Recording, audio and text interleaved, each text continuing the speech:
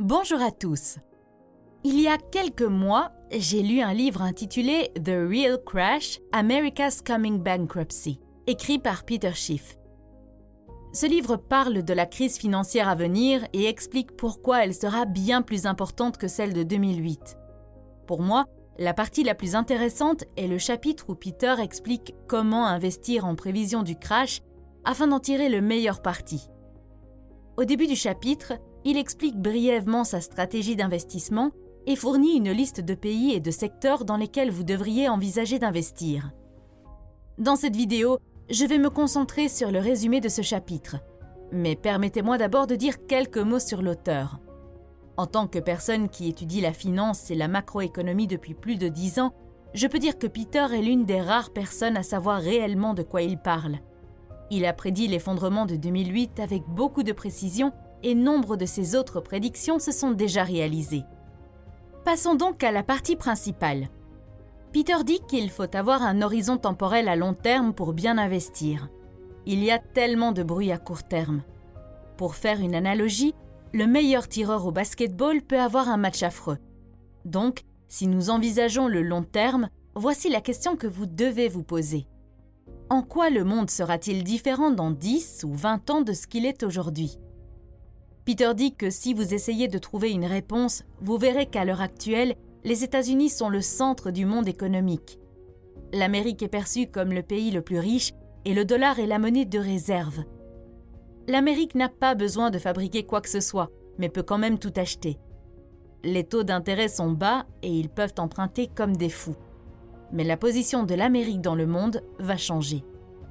Ils vivent au-dessus de leurs moyens, ce qui n'est pas éternel. Progressivement ou brutalement, leur capacité à consommer sans produire prendra fin. Que se passera-t-il alors ? Posez-vous la question suivante. Comment l'Amérique a-t-elle pu consommer plus qu'elle ne produit ? C'est parce que quelqu'un d'autre produisait plus qu'il ne consommait. Comment ont-ils été capables d'emprunter ? Parce que quelqu'un d'autre épargnait et prêtait. En d'autres termes, les Américains ne peuvent vivre au-dessus de leurs moyens que parce que de nombreux pays sont prêts à vivre en dessous de leurs moyens. Ainsi, ailleurs dans le monde, il y a plus de prêteurs que d'emprunteurs, et il y a une demande refoulée et une production excédentaire. À l'avenir, ces économies connaîtront une hausse de la demande, tandis que l'Amérique verra la demande chuter. Peter dit « Vous voulez être investi dans des entreprises dont les clients seront plus riches à l'avenir. Vous voulez investir aujourd'hui là où les gens épargnent et produisent, de sorte que demain, lorsqu'ils seront prêts à dépenser, vous recevrez une partie de cet argent. L'Américain typique se noie dans les dettes. L'Asiatique typique flotte sur une mer d'épargne. Voici un exemple. 90% des voitures en Chine sont achetées en liquide. Aux États-Unis, 85% des voitures sont achetées avec un prêt automobile. Pensez à ce que cela signifie pour les futurs consommateurs des deux pays. Non seulement les acheteurs chinois d'aujourd'hui peuvent se permettre d'acheter leur voiture, mais demain, ils pourront l'échanger contre une plus récente sans rien devoir. Le résultat final est le suivant. Le pouvoir d'achat est en train de changer et il est judicieux d'investir dans les entreprises et les pays qui profiteront de ce changement. Il s'agira principalement d'entreprises étrangères. Bien sûr, de nombreuses entreprises étrangères vendent aux États-Unis. Ce ne sont pas les entreprises dont je parle. Je parle principalement des entreprises qui vendent aux pays en développement comme la Chine et l'Inde. Si la Chine et l'Inde commencent à dépenser plus d'argent, la demande de matières premières augmentera considérablement. Des gens qui n'ont jamais possédé de voiture, de lave-vaisselle ou de machine à laver vont commencer à en acheter. Les matériaux nécessaires à la fabrication de ces équipements, ainsi que les combustibles pour les alimenter, vont se raréfier. En outre, plus les gens s'enrichissent, plus ils mangent, et plus ils mangent des aliments compliqués.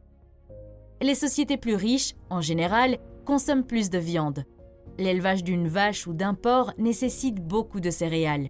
Vous mangez plus de maïs lorsque vous mangez un steak que lorsque vous mangez directement le maïs. Par conséquent, les ressources naturelles, les industries manufacturières et agricoles vont connaître une forte croissance. À ce stade, je suis sûre que vous souhaitez savoir dans quel pays Peter pense qu'il vaut la peine d'investir. Avant de vous donner la liste, laissez-moi vous dire que Peter ne choisit pas seulement les pays en fonction d'un ou deux facteurs.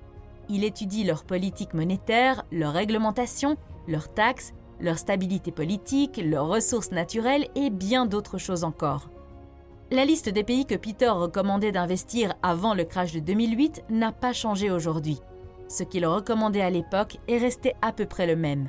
Voici donc la liste. Chine. Je suis sûr que certaines personnes se demandent comment Peter peut nous conseiller d'investir dans un pays communiste comme la Chine. Eh bien, tout d'abord, vous devez comprendre qu'aucun pays n'est parfaitement libre. Si vous cherchez un endroit où la richesse peut être créée et développée, cherchez l'économie la plus libre. Lorsque vous évaluez les pays sur cette base, n'oubliez pas qu'il existe une différence entre la liberté politique et la liberté économique. Le capitalisme et la démocratie ne sont pas la même chose. Pensez aux États-Unis au XIXe siècle. Ils étaient beaucoup moins démocratiques.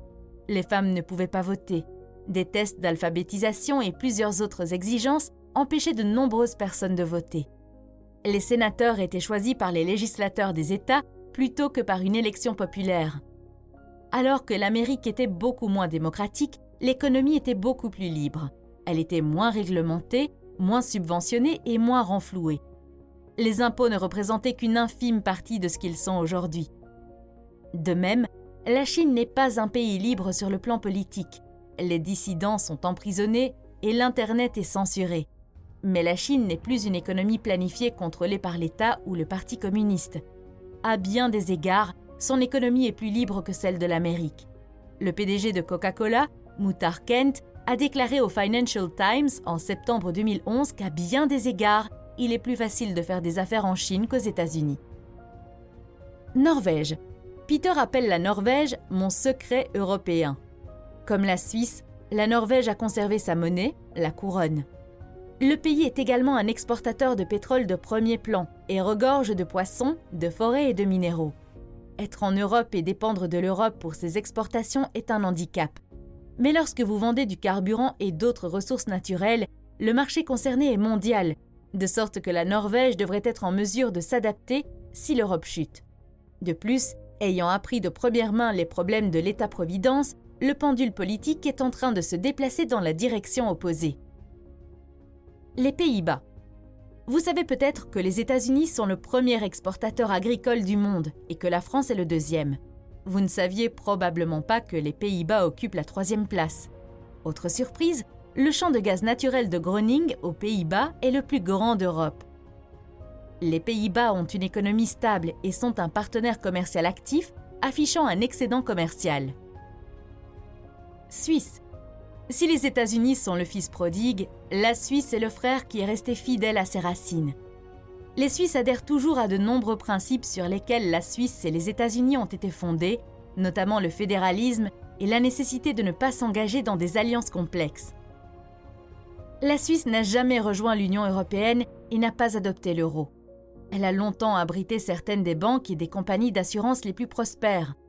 Les entreprises médicales et chimiques y sont également florissantes. Située au milieu de l'Europe, la Suisse est soumise à certaines des turbulences du continent, mais sa farouche indépendance en fait une sorte d'oasis. Il est beaucoup plus facile de faire des affaires en Suisse que dans l'Union européenne. Canada. Fabrication, exploitation minière, forage, extraction et exploitation forestière, le Canada fait tout cela. Si l'on regarde les chiffres de la croissance économique du Canada, on pourrait croire qu'il s'agit d'un pays en développement qui connaît une croissance rapide.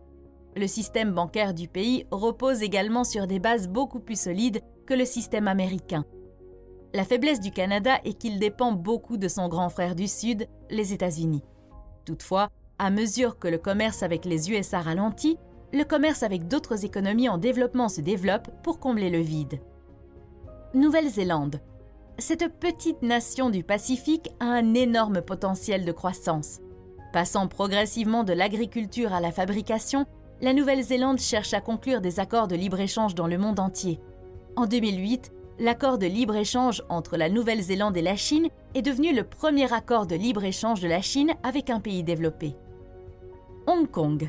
Modèle de capitalisme, Hong Kong a un faible taux d'imposition et une faible réglementation, ce qui en fait la Mecque des entreprises en Asie. La bourse de Hong Kong est la 5e plus grande du monde. Ce petit bout de terre en Chine est politiquement une créature étrange. Elle est sous domination chinoise mais sa constitution stipule que Hong Kong aura une économie capitaliste. Cela explique en partie l'explosion de la richesse et l'empressement des entreprises à y installer leur siège. Sans surprise, la moitié des exportations de Hong Kong sont destinées à la Chine. Singapour a sans doute l'économie la plus libre du monde, ce qui explique en partie pourquoi les Singapouriens s'enrichissent. Depuis 2000, le PIB de Singapour a plus que doublé et il ne montre aucun signe de ralentissement. Le pays est au plein emploi et les Singapouriens ont un taux d'épargne personnelle élevé. Mais si Singapour est le plus prometteur, ce n'est pas en raison de la richesse de sa population, mais parce que, comme l'Australie, Singapour vend dans une région du monde en plein essor. Australie. L'Australie est comme une meilleure version des USA.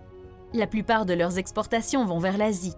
Ainsi, pendant que les Américains paniquaient et perdaient leurs maisons, les Chinois achetaient et donc l'Australie vendait. L'énorme réserve de gaz naturel de l'Australie est une autre clé. Le pays n'est pas aussi sensible au choc des prix du pétrole ou aux perturbations des livraisons de carburant. Le gouvernement a obligé les agences gouvernementales à réduire de 1,25 à 1,50 leur coût d'exploitation, ce qui n'est pas énorme, mais la plupart des pays vont dans la direction opposée. Maintenant, vous pourriez dire « Ok, ces pays semblent bons pour investir, mais comment dois-je créer un portefeuille ?» L'auteur pense que tous les portefeuilles d'investissement doivent être équilibrés. Imaginez un tabouret avec 3 pieds. S'il en manque un, l'ensemble est instable. La stratégie de Peter est un tabouret avec 3 pieds solides. 1. Des actions étrangères de qualité, versant des dividendes dans les bons secteurs. 2. Des liquidités et des investissements stables, comme des liquidités et des obligations étrangères. 3. L'or et les actions de mine d'or. Parlons d'abord du premier pilier, à savoir les actions de qualité versant des dividendes. Selon l'auteur, la meilleure raison d'acheter des actions n'est pas simplement parce que vous pensez qu'elles vont prendre de la valeur, c'est de la spéculation, mais parce qu'elles versent des dividendes. Les actions qui versent des dividendes sont de véritables investissements, car elles vous paient pour les posséder. Même si vous n'avez pas besoin du revenu maintenant, les dividendes sont excellents, car vous pouvez les réinvestir. Cela fait croître votre portefeuille, même si le cours de l'action reste stable. Puis, une fois à la retraite, vous commencez à vivre des dividendes, peut-être même sans jamais avoir à puiser dans le capital. L'auteur rejette la stratégie des actions que la plupart des professionnels conseillent. Ils disent « Vous êtes jeune, faites des investissements risqués dans des actions et vendez-les plus tard lorsque leur prix sera plus élevé. » S'il n'y a pas de dividendes, cela ressemble beaucoup à une chaîne de Ponzi. Personne n'achète ces actions dans l'espoir d'être payé. Ils achètent dans l'espoir que quelqu'un sera prêt à payer un prix plus élevé plus tard. C'est ce qu'on appelle la théorie du plus idiot. Lorsqu'il s'agit de constituer un portefeuille d'actions, Peter se concentre sur 4 éléments: les pays, les devises, les secteurs et les actions individuelles, dans cet ordre. C'est ce que la communauté des investisseurs appelle une approche descendante. Tout d'abord, décidez des pays dans lesquels vous souhaitez investir. Ensuite, décidez quelle monnaie offre les meilleures chances de conserver leur valeur et enfin, choisissez les secteurs et les actions individuelles dans ce secteur. Souvent, les meilleurs pays ont aussi les meilleures monnaies, mais il ne faut pas oublier que même si une entreprise est située dans un pays que vous aimez, elle peut tirer la plupart de ses revenus dans une monnaie que vous n'aimez pas. Par exemple, vous aimez peut-être l'Australie. Mais que faire si la société australienne que vous achetez tire la majeure partie de ses revenus du Royaume-Uni et que vous n'aimez pas la livre? Vous pouvez cependant ne pas aimer l'euro et être enclin à éviter l'Allemagne pour cette raison. Cependant, vous risquez de passer à côté d'une excellente société allemande qui vend sur le marché chinois. Le deuxième volet doit contenir des obligations et des devises étrangères. Le franc suisse et le dollar australien sont les favoris de Peter. Il est toujours à la recherche de devises étrangères à détenir, non pas pour spéculer sur les devises, mais pour disposer d'une réserve de richesse relativement sûre et liquide. D'abord, vous pouvez avoir une urgence, vous pouvez perdre votre emploi ou avoir un accident de voiture. Mais du point de vue de l'investissement, vous voulez des liquidités pour pouvoir profiter des opportunités qui se présentent. Troisième volet, l'or et les actions des mines d'or. Peter ne considère pas vraiment l'or comme une alternative aux actions. Il le compare au dollar, à l'euro et au yen. En d'autres termes, il compare l'argent réel, l'or, à l'argent fictif, les devises. vous devriez considérer l'or comme une réserve de valeur. La clé pour investir dans l'or est de savoir quand le conserver et quand l'utiliser pour acheter des actions ou d'autres actifs. Pour ce faire, vous devez comprendre où vous vous situez dans le cycle et comment les fondamentaux futurs pourraient le modifier. Je pense personnellement qu'aujourd'hui, nous sommes à un moment du cycle où les métaux précieux, en particulier l'or et l'argent, sont sous-évalués et qu'il est très judicieux d'investir dans ces métaux. En plus de posséder de l'or physique, vos avoirs en or devraient inclure des actions de mines d'or. Si vous considérez la constitution d'un portefeuille de mines d'or comme la construction d'une pyramide, les producteurs principaux, ceux qui disposent de nombreuses ressources prouvées, en constitueraient la base. Vous ajouteriez ensuite une exposition supplémentaire avec des producteurs de niveau intermédiaire et junior. Le sommet de la pyramide serait constitué de sociétés d'exploitation aurifères. Si vous avez trouvé cette vidéo intéressante, consultez la playlist que vous voyez à l'écran pour d'autres sujets similaires. Merci d'avoir regardé et bonne journée!